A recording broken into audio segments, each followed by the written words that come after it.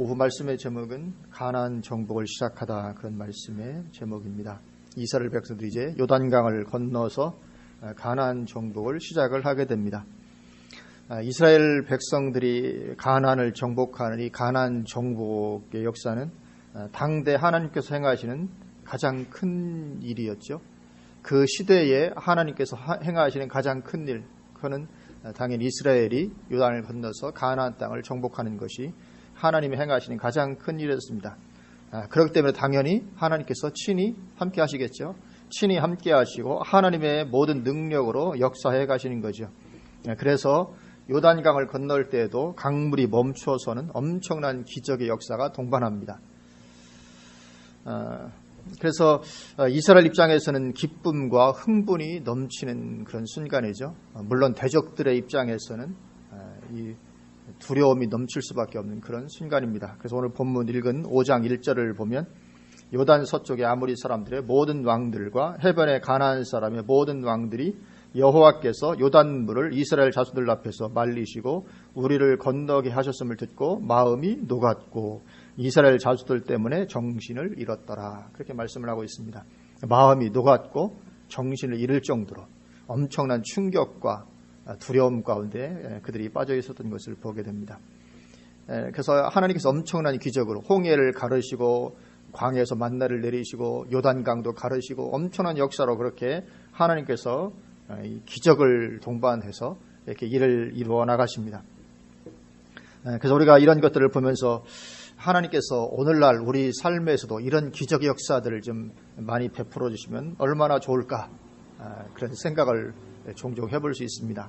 그리고 이런 역사 베풀어 주지 않는 것에 대해서 실망하기도 하고 그렇죠. 왜 내 삶은 이렇게 밋밋할까, 하나님께 이렇게 역사해 주시지 않고. 그러나 하나님께서 요단강을 말리신 것은 왜 그랬습니까? 그 당대 하나님께서 이루어 가시는 가장 큰 일의 과정이었습니다. 요단강을 말리시는 것은 사소한 어떤 것이 아니고 당대에 하나님께서 행하시는 가장 큰 일의 한 과정. 그래서 만약에 내 삶이 그런 가운데 있다면 당연히 내 삶에서도 이런 역사가 얼마든지 일어날 수 있겠죠. 그런 가운데 있다면. 그래서 이 하나님의 기적의 역사는 내가 하나님의 행하심 가운데 얼마나 가까이 있느냐에 따라서 달라지는 거죠. 하나님의 행하심 가운데 내가 얼마나 가까이 있느냐에 따라서 내 삶에 일어나는 하나님의 이런 기적의 역사는 달라질 수밖에 없습니다. 그래서 하나님의 시대적인 일하심 가운데 있다면 나도 시대적인 하나님의 역사하심을 경험할 수가 있을 것이죠. 그래서 예를 들면 오순절에 엄청난 성령 강림, 또 사도 바울을 통해서 일하시는 엄청난 성령님의 역사하심, 역시 마찬가지로 그러한 맥락에서 우리가 이해를 할 수 있는 거죠. 왜냐하면 하나님께서 시대적으로 일하시는 현장이었기 때문에 그렇습니다. 오순절 성령 강림, 그 시대에 하나님께서 가장 일하시는 현장이 바로 거기였죠. 일하시는 것들. 또 사도 바울을 통해서 복음이 소아시아로 유럽으로 전해진 것, 그 당대 하나님께서 행하시는 가장 중요한 일이 그 일이었습니다. 시대적인 일이죠.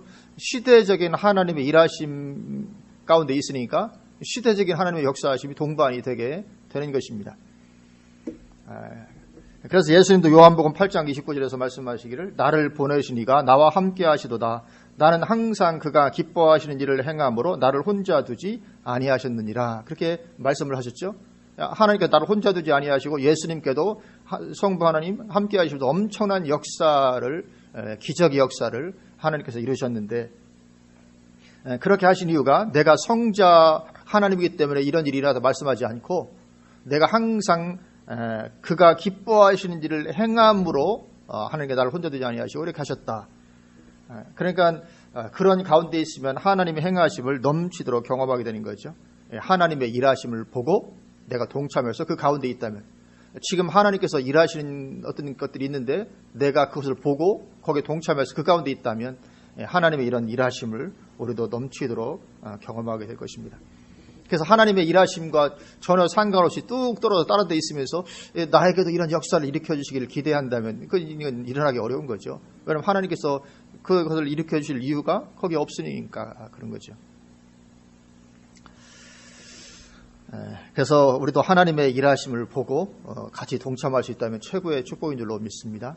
그래서 눈을 크게 뜨고 영적으로 바라보면서 하나님의 뜻을 분별하고 또 하나님께 내 삶을 어떻게 인도해 가시기를 원하시는지 그걸 깨닫고 어쨌든 그렇게 해서 하나님과 방향을 맞추어 간다면 우리 삶이 정말 흥미진진한 삶으로 그렇게 펼쳐져 가게 될 줄로 믿습니다.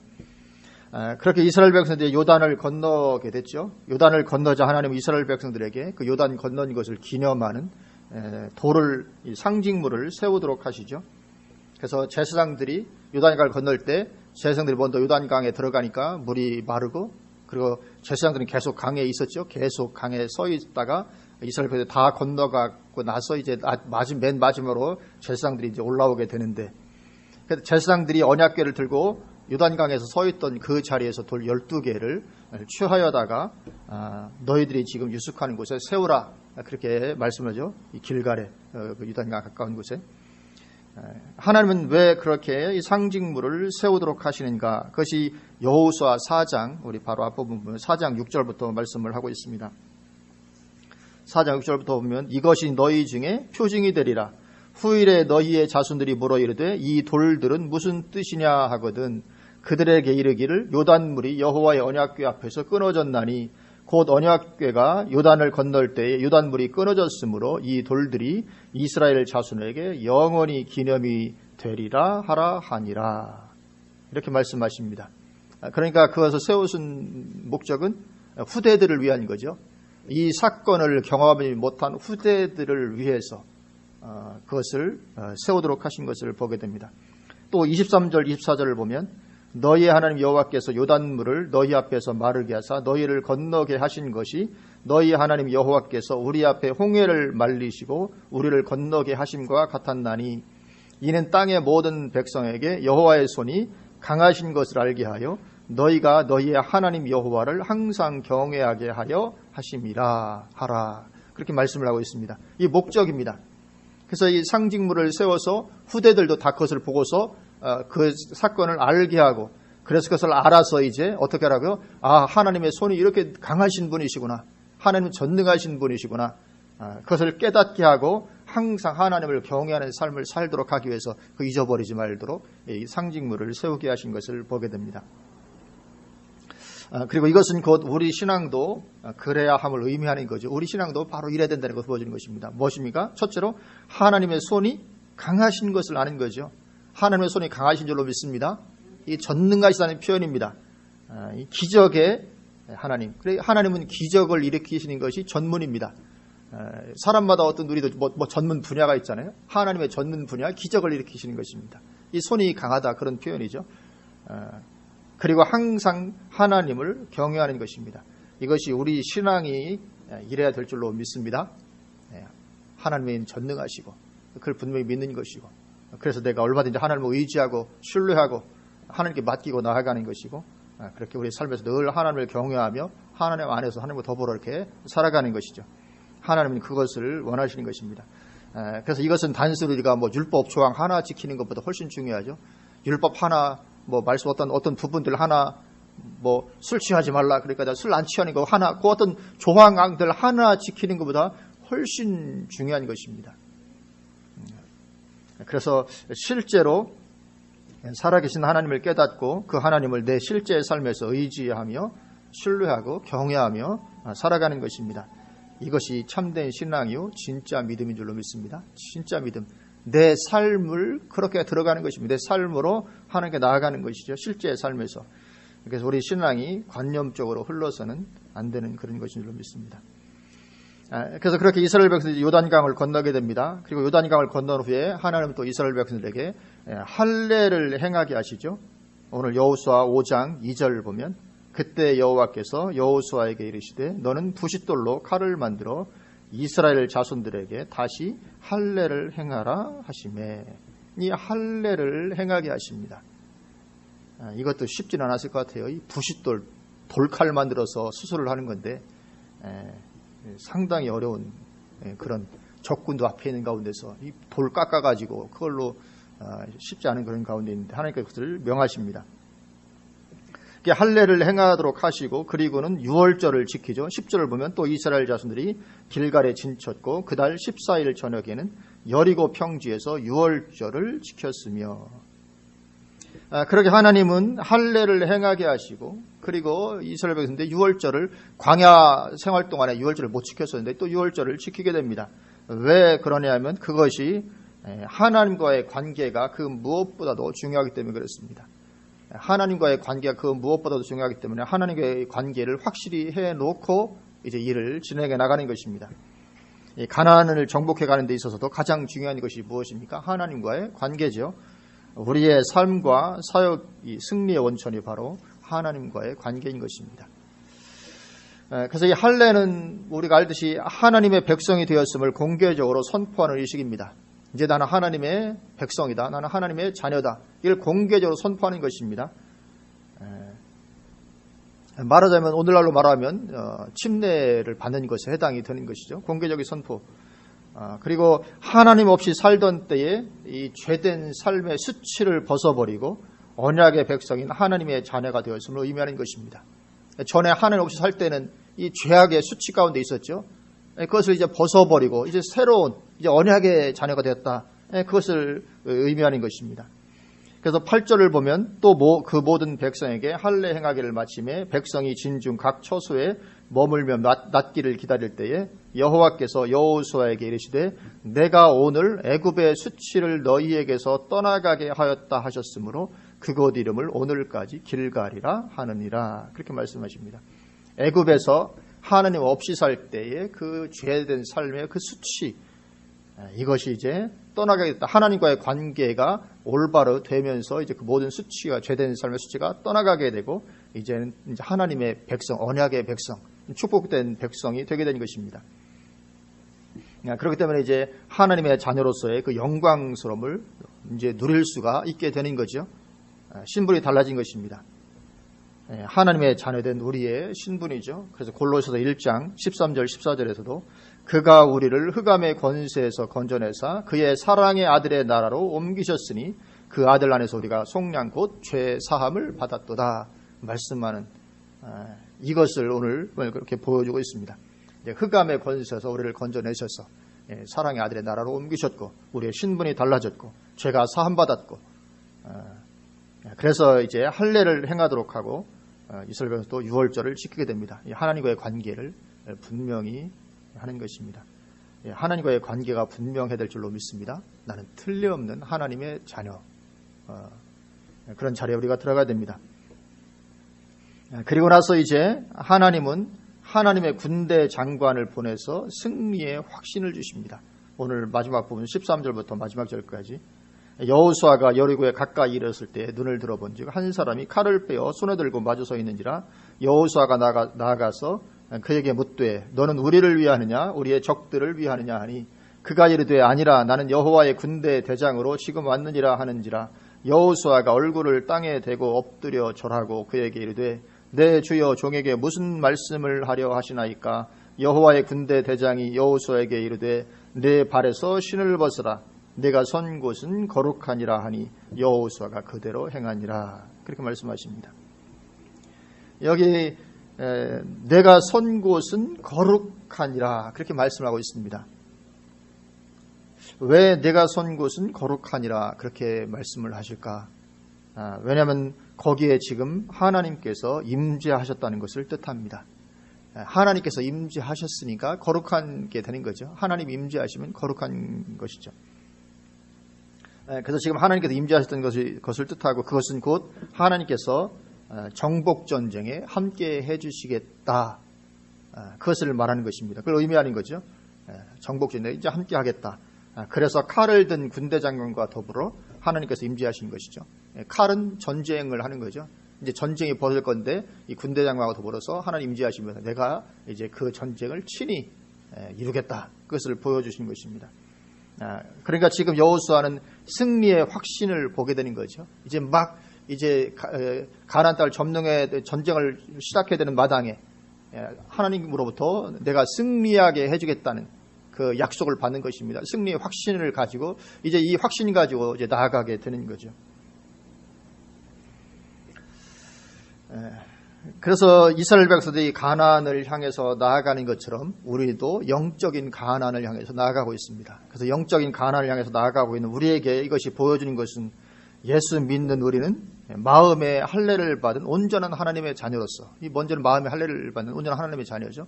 자녀로서 유월절 어린 양 되시는 그리스도로 옷을 입는 것입니다. 유월절을 지키죠. 유월절 어린 양 되시는 그리스도로 옷 입고, 예수 그리스도로 옷 입고, 그리고 신의 발을 벗고 구원과 승리를 가져다 주는 하나님을 이 전적으로, 그 하나님만을 전적으로 의지하고 신뢰하며 나아가야 함을 보여줍니다. 왜냐하면 하나님이 하실 것이기 때문에, 하나님이 친히 임재하시고 친히 칼을 가지시고 친히 역사하실 것이기 때문에 그 하나님만을 온전히 이제 신뢰하고 의지하고 담대히 나아가는 거죠. 하나님께서 우리에게 그렇게 교훈을 우리에게 교훈을 주시는 것을 보게 됩니다. 그래서 우리도 하나님께서 친히 행하시리라는 그 믿음과 그 확신을 가지고 살아가는 것인 줄로 믿습니다. 그게 승리하는 우리의 신앙생활입니다.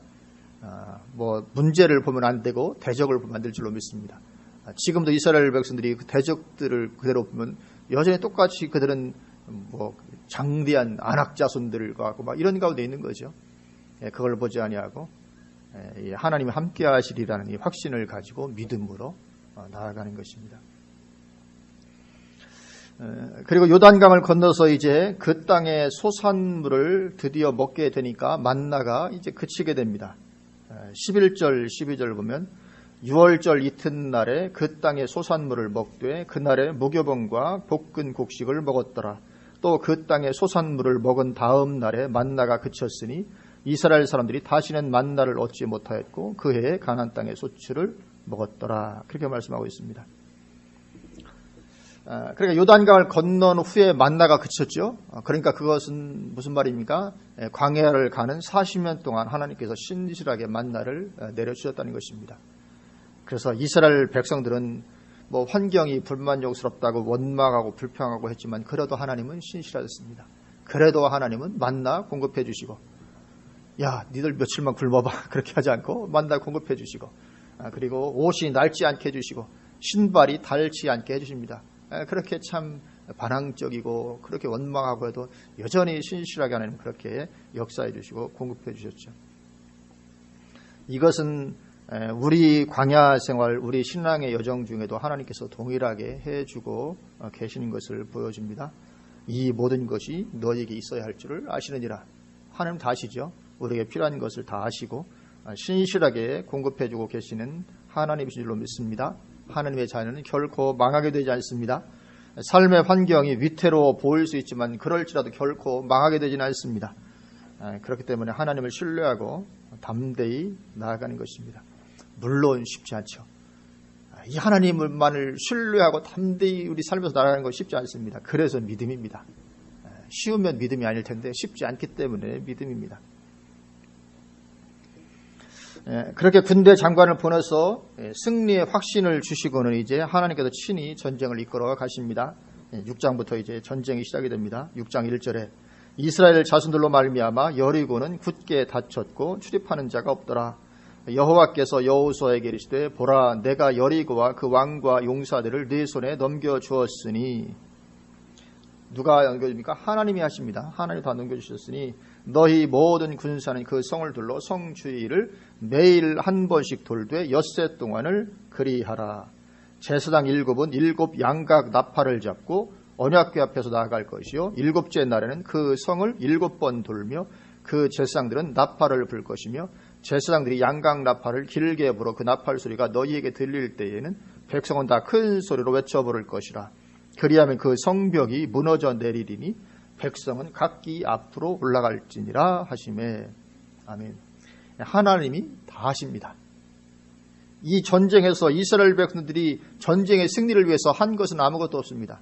한 것은 단지 매일 성을 한 바퀴씩 돌았던 것이고, 물론 이제 나팔을 불면서, 죄송한 나팔을 불며 성 한 바퀴 돌고, 마지막 7째 날에는 성을 7번 나팔 불며 돌고, 그리고 나서 크게 소리를 질러 외쳤던 것. 그게 전쟁의 승리하고는 아무 관계없죠. 이스라엘 백성도 했지만 성 돈다고 해서 전쟁에 승리할 수 있는 건 아니고, 나팔 분다고 해서 승리할 수 있는 건 아니고, 함성을 지른다고 해서 승리할 수 있는 것이 아닌데, 이스라엘 백성들이 전쟁을 승리를 위해서 기여한 것은 아무것도 없습니다. 오늘날 어떤 사람들은 믿음이 부족하니까 어떤 신학자들은 이런 것들을 보면서 여리고성이 왜 무너졌는지 아냐. 이 사람들이 서서 소리를 질렀지 않냐. 소리를 지르니까 소리의 공명현상. 공명현상 때문에 막 공명을 막 떨리잖아요. 그래서 성이 그 공명현상의 그 진동 때문에 마치 지진파처럼 그래서 성이 무너졌다. 누가 그런 얘기를 하냐면 신학자들이 중에 일부 얘기를 합니다. 얼마나 믿음이 없으면 그러면 그렇게 소리 질러가지고 성이 무너진 예가 또 있었냐. 지구 인류 역사상에 한 번도 없었거든요. 그런 사람들 이렇게 불러다가 저 상당산성 청주시민이 둘러싸서 소리를 왜 크게 지르면 저 성이 무너지겠냐. 한번 해봐야 되는데. 아니 근데 믿음이 없으니까 이 기적을 믿지 않거든요. 기적을 믿지 않는 신학자들이 많이 있습니다. 특별히 이제 WCG 계통의 진보주의에서는 기적을 믿지 않거든요. 예수를 왜냐하면 역사적 인물로 보고 이러니까 성경에서 모든 신화적인 거 다 빼야 된다. 돌도 신화적인 거라고 하거든요. 예수님의 다 신화적인 거, 신화적인 거 다 빼버려야 된다. 뭐 이런 식으로 얘기하고 믿지 않으니까 여리고성이 무너진 것도 안 믿습니다. 그런데 무너졌으니까 뭐 고고학적으로 무너진 게 맞거든요. 그러니까 이제 근거를 찾으려니까 이 소리의 공명 현상 때문에 무너졌다. 뭐 이런 식으로 그냥 하는 거죠. 그러나 하나님의 기적의 역사, 천사들이 활동하는 거죠. 그렇게 해서 무너지게 되는 것입니다. 그래서 하나님이 다 하십니다. 여리고 성 전쟁에 승리하는데 하나님이 다 하십니다. 그래서 하나님이 의도적으로 인간적인 요소가 승리에 영향을 주는 것이 없도록 의도적으로 하십니다. 한 바퀴 돌아라, 뭐 나팔을 불어라. 그러니까 나중에 봐 너희들이 뭐 한 것이 있느냐 전쟁 승리에 아무것도 없죠. 하나님 의도적으로 우리 인간적인 어떤 요소가 전혀 거기에 보탬이 되는 것이 없도록 그렇게 하십니다. 온전히 하나님께서 행하신다는 것을 절실히 보여주기 위해서 그렇게 행하시는 거죠. 그래서 우리도 믿음으로 나아가면 하나님이 다 하시죠. 그래서 우리는 이제 믿음이 없으니까 자꾸 내 수준과 내 역량을 생각하면서 안 될 거야 이렇게 하는데 그래서 나가지 못하는데 결국 믿음으로 나아가면 일하는 건 하나님이 하시죠. 믿음의 위대성인 줄로 믿습니다.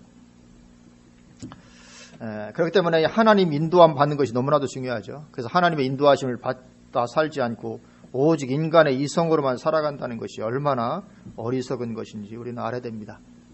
그러한 삶은 신앙생활이 아닌 거죠. 사실은 신앙생활이 아닙니다. 이성적인 판단으로 모든 것을 생각하는 것은 이게 신앙생활이 아니죠. 그러니까 하나님의 역사를 배제시키는 삶이요 실패하는 신앙생활인 것입니다. 그래서 잠언 16장 3절 잠언 16장 3절 암송하시죠? 못하십니까? 알겠습니다. 그러니까 밥만 드셨군요. 왜냐하면 잠언 16장 3절이 식당에 걸려있는 거기에 핵자에 있는 말씀인데 너의 행사를 여호와께 맡기라. 그리하면 내가 경영하는 것이 이루어지리라.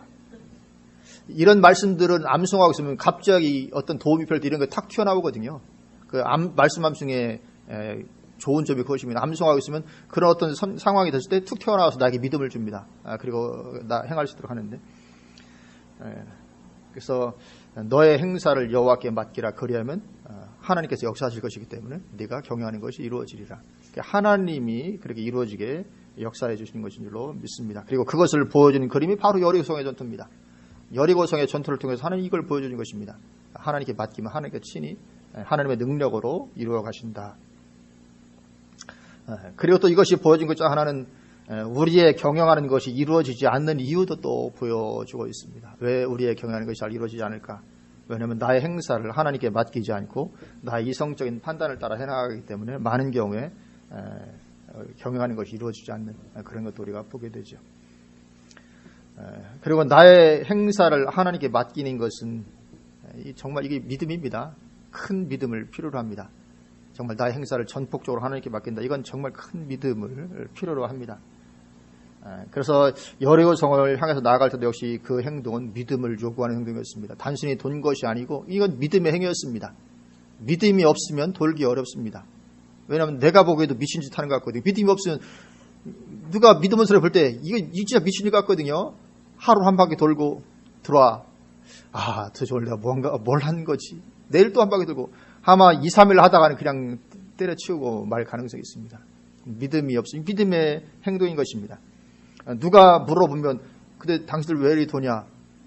뭐 이성적으로 답변할 말이 아무것도 없습니다. 왜 도는지 몰라 그냥 하나님께서 하라니까 하는 거지 뭐 이렇게밖에 어떤 뭐 논리적으로 얘기할 수 있는 것이 아무것도 없거든요. 왜냐하면 전쟁과는 전혀 관계없는 것이기 때문에. 그래서 이건 믿음의 행동인 것입니다. 그리고 그럴 뿐만 아니라 또 길게 늘어서서 성을 도니 그렇게 돌다가 공격이라도 받으면 이 속수무책인 상황이죠. 아무 대책이 없습니다. 그렇게 돌다가 뭐 나팔 불며 돌다가 성문 열고 쳐 내려오면 뭐 그냥 당하는 거죠. 아무런 대책이 없습니다. 그래서 만약에 믿음이 없다가는 주저하게 되고 부끄럽고 두렵고 해서 조금 하다가 몇 번 하다가 물론 몇 번 할 수 있겠죠. 그냥 그만두게 되고 마는 것입니다. 그래서 이 나아만 장군 같은 경우도 부끄러움을 참고 요단강 7번 들어갔다 나오잖아요. 이 믿음의 행위입니다. 이거 얼마나 부끄럽습니까? 그래도 한 나라에 그 나라에서 왕 다음간에 위치해 있던 사람이거든요. 왕 다음간 그런 높은 위치에 있던 사람이 그 다른 나라 가서 누구 말 듣고 요단강 들어갔다 나왔다 누가 보면 얼마나 부끄럽습니까? 그죠? 누가 보기라도 하면 뭐 하세요? 그러면 이렇게 얼굴 가리고 그냥 이렇게 할 수밖에 없는. 그래서 이것도 나만에게 7번 들어갔다 나오라고 하던 결국은 믿음을 요구한 것입니다. 당장 고쳐주지 않고 7번 들어갔다 나오죠. 이건 믿음을 요구한 거죠. 그래서 나만도 못할 뻔했는데 그래도 이렇게 하게 되고 병을 고침을 받게 됩니다.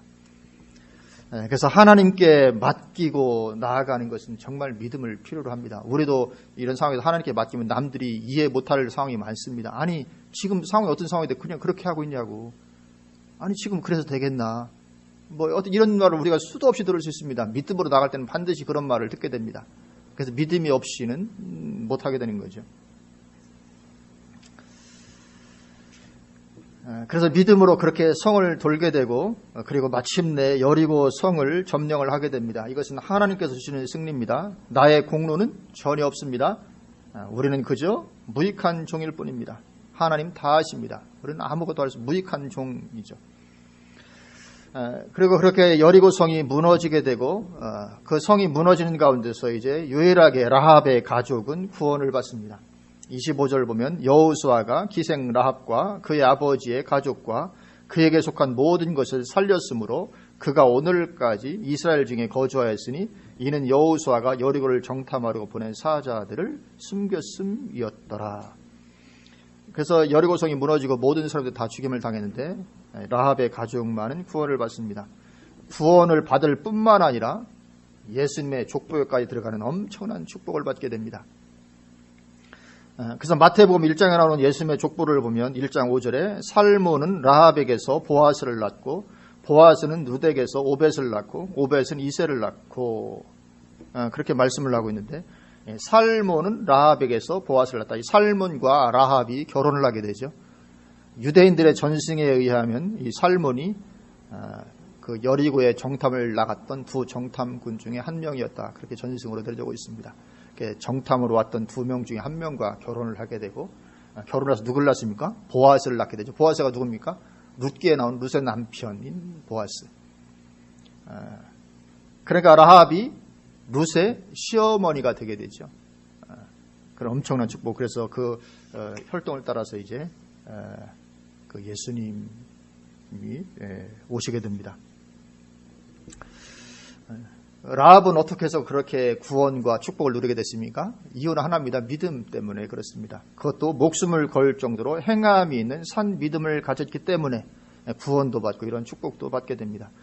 그래서 히브리서 11장 31절은 이 사건에 대해 그렇게 말씀하죠. 믿음으로 기생 라합은 정탐꾼을 평안히 영접하였으므로 순종하지 아니한 자와 함께 멸망하지 아니하였도다. 그래서 믿음으로 그렇게 했다. 믿음으로 기생 라합은 그러니까 여기에서 말하는 믿음은 행함이 있는 산 믿음이었습니다. 정탐꾼을 목숨을 걸고 숨겨니까 행함이 있는 거죠. 하나님에 대한 믿음이 없었다면 할 수 없는 것인데 하나님에 대한 믿음이 굳건하니까 행함으로 그것이 표출이 되게 되고 그 믿음으로 이런 구원과 축복을 받게 됩니다.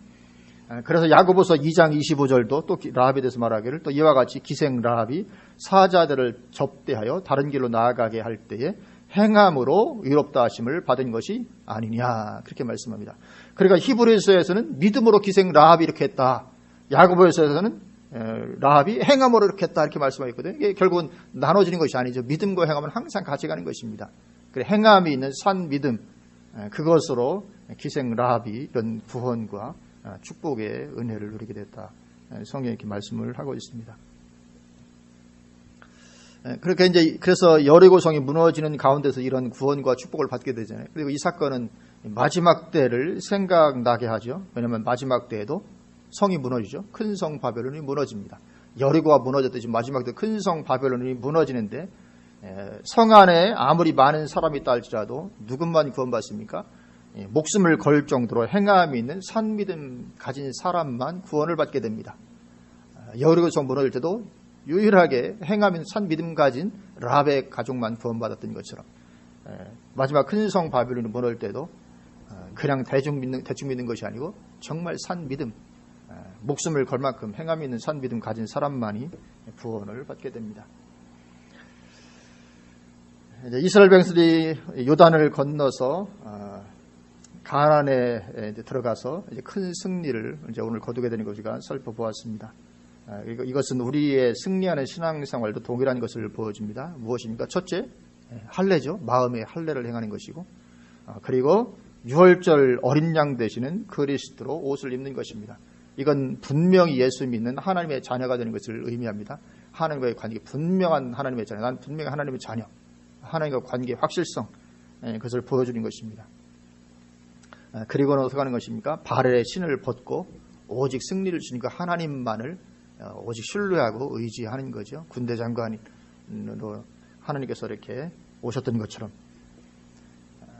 그래서 이성적인 생각을 버리고 하나님의 인도하심만을 따라가는 것입니다. 하나님을 전적으로 신뢰하니까 하나님이 무슨 말씀하시든지 하나님 뭐라고 하시든지 그대로 행하는 것입니다. 남들 앞에는 부끄럽게 보일지라도 행하는 것이죠. 믿음으로 행하는 것입니다. 하나님을 신뢰하고 의지하는 것입니다. 그래서 로마서 말씀처럼 무릇 하나님의 영으로 인도함을 받는 사람은 곧 하나님의 아들이라 그렇게 말씀하십니다. 우리가 하나님의 인도를 따라서 이렇게 살아가는 것을 믿습니다. 마침내 승리를 얻을 것이고 그리고 하나님의 군대 장관처럼 하나님의 천사들이 우리와 함께할 줄로 믿습니다. 우리가 믿음으로 나갈 때 하나님의 천사들이 우리 옆에서 하나님의 수종을 들면서 우리와 같이 승리하는 가운데 나아가도록 도울 것입니다. 그래서 다른 사람들은 다 망할지라도 그러한 다는 놀라운 하나님의 승리에 들어가게 될 줄로 믿습니다. 아멘. 기도하시겠습니다.